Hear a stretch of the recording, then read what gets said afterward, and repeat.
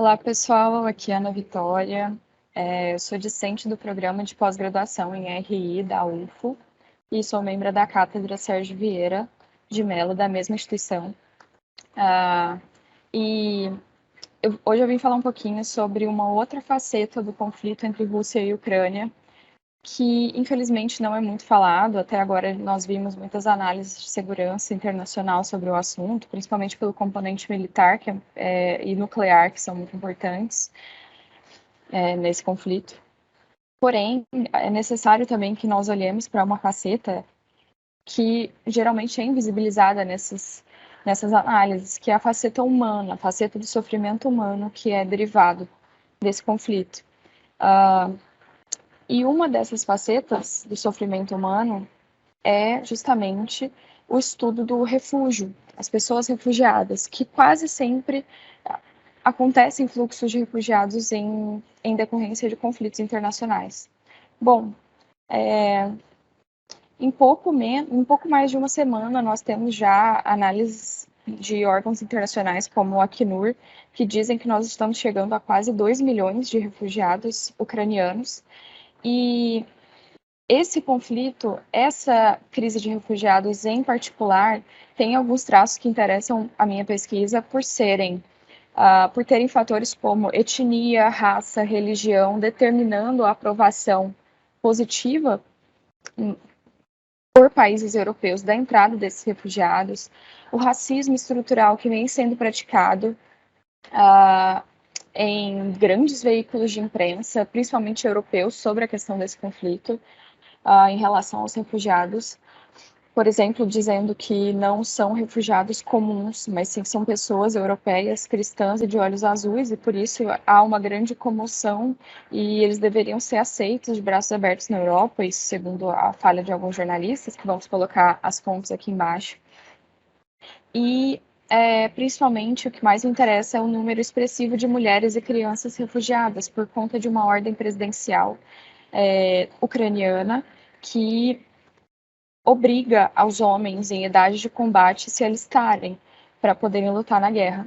E claro, o fator que nos motivou a pensar sobre esse post aqui foi justamente a ampla repercussão, ainda bem que negativa, no Brasil e no exterior, dos áudios do deputado brasileiro sobre as refugiadas na Ucrânia.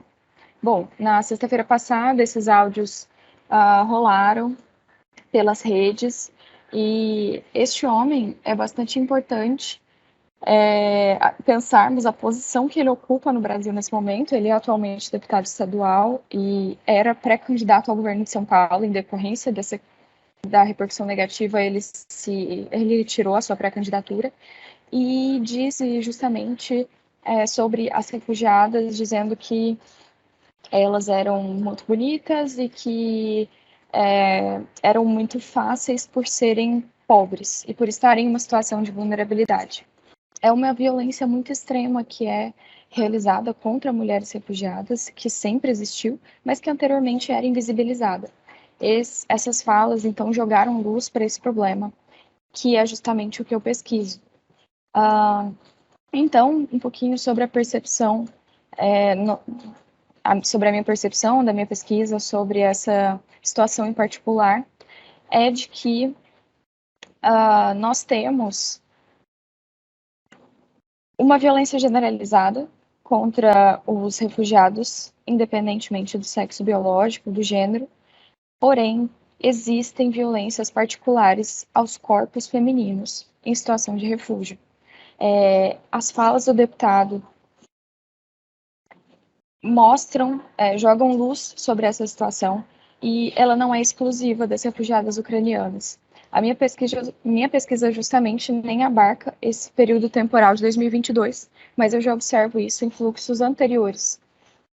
A gente sabe que a vida das pessoas em situação de refúgio não é fácil para nenhuma delas, porém, existem violências que são particulares aos corpos femininos e as refugiadas, em particular, são acometidas por todas as violências que são comuns a todos os refugiados, como fechamento de fronteiras, repatriação, detenção indevida, porém elas têm uma camada extra de violência que as acomete, que é justamente a violência com base em gênero, que é aquela direcionada para uma pessoa com base no seu gênero, no seu sexo, né?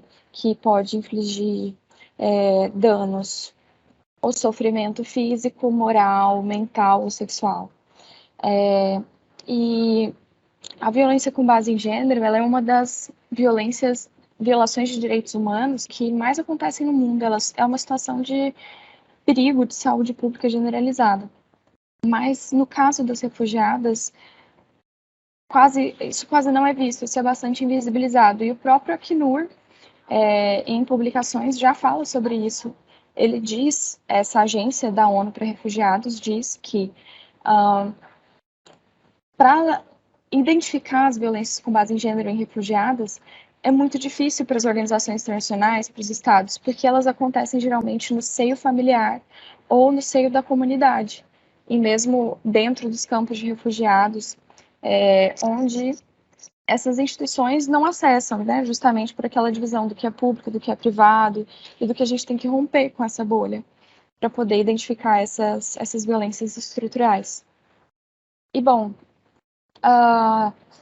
é impossível a gente ter um número certo de violências contra refugiadas, quantas refugiadas foram violentadas, principalmente de forma sexual, porque justamente existe justamente essa dificuldade de mensurar por conta dos estigmas em torno disso, da dificuldade de denúncia, né, mesmo daquelas que foram violentadas. Então, a gente tem uma dificuldade muito grande de saber o número exato, mas existem universidades, existem ONGs, existem pesquisadoras que já fizeram uma estimativa dessa situação. Por exemplo, a guerra da Síria, que até agora tinha sido aquela que mais tinha gerado refugiados desde a Segunda Guerra Mundial, provavelmente a Ucrânia vai ultrapassar esse número, foram quase 7 milhões de refugiados em decorrência da guerra da Síria. Bom, sobre as Sírias, então, uma pesquisa que foi feita em conjunto com a Universidade de Colômbia disse que 85% das entrevistadas, das mulheres entrevistadas, refugiadas sírias, 85% delas declaram ter sofrido estupro. Dentre essas 85, 40% dizem que o estupro ocorreu de forma coletiva, portanto, por mais de uma pessoa ao mesmo tempo. 10% sofreram assédio sexual, 10% foram detidas para escravidão sexual. Então, além dos perigos que são inerentes a todos os refugiados, como naufrágios, assaltos, repatriação, perigo de serem repatriadas, enfim, também as refugiadas também estão acometidas por um medo constante de serem violentadas sexualmente. E isso a gente percebe que tem muitas consequências para a saúde psicológica delas e também para como elas são vistas pela sociedade, né? Assim como na fala do deputado, são vistas como fáceis. Uma das violências que eu coletei durante minha pesquisa e que a fala do deputado me relembrou foi justamente a existência de casamentos precoces, casamentos infantis, casamentos forçados ou casamentos mediante pagamento à família. Uma noiva síria de 15 anos valia, ali em meados da década de 2010, valia na Turquia 150 euros, e ela era vendida pela família para casar-se com homens turcos.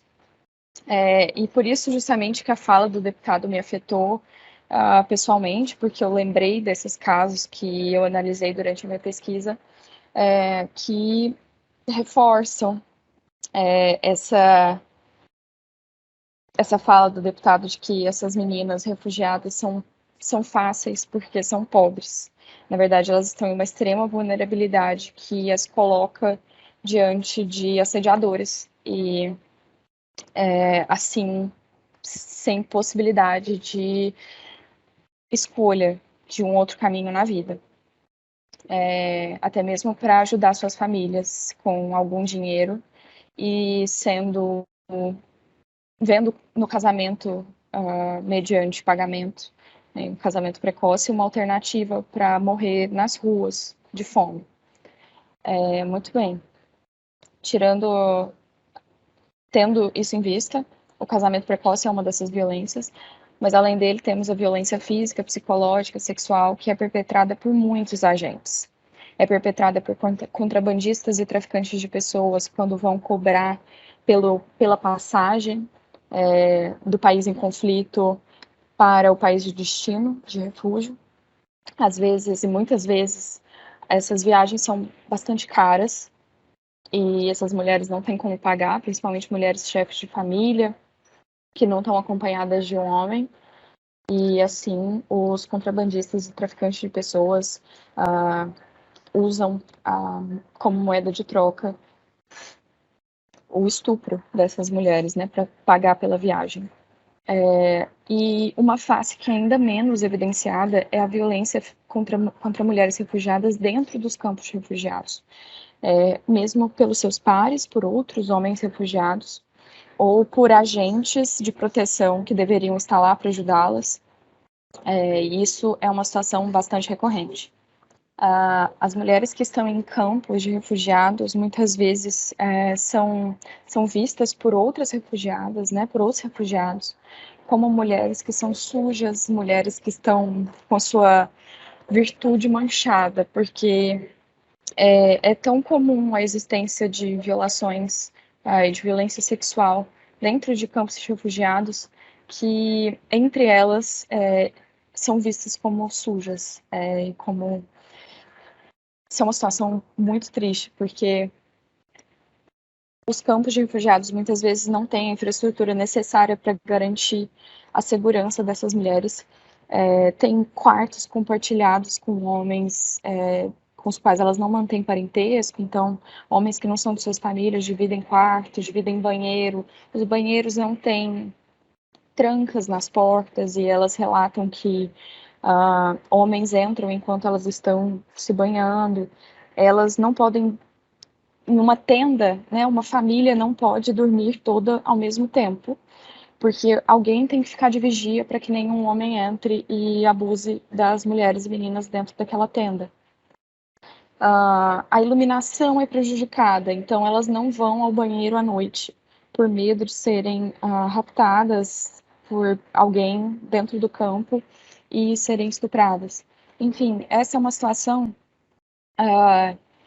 que mexe bastante com quem lida com essas histórias, portanto, essa fala do deputado mexe bastante com quem lida com isso, porque nós sabemos que falas como essas de que mulheres refugiadas são fáceis porque são pobres, porque são vulneráveis, têm consequências práticas e essas consequências práticas se materializam nessa violência sexual generalizada contra essas mulheres. Nós, enquanto sociedade, devemos parar de reproduzir esses comportamentos e parar de reproduzir esses entendimentos é o primeiro passo de construir um ambiente de acolhimento e não de violência para quem mais precisa. Então é isso. Obrigada pelo espaço. Agradeço ao PPGRI e à Cátedra por proporcionarem esse espaço de debate para a gente. E espero que esse vídeo alcance uma grande quantidade de pessoas para que nós possamos, então, mudar o padrão de pensamento aqui na comunidade brasileira que se revoltou com essas falas e reproduzir comportamentos que tragam proteção e não mais violência para a situação de pessoas que necessitam.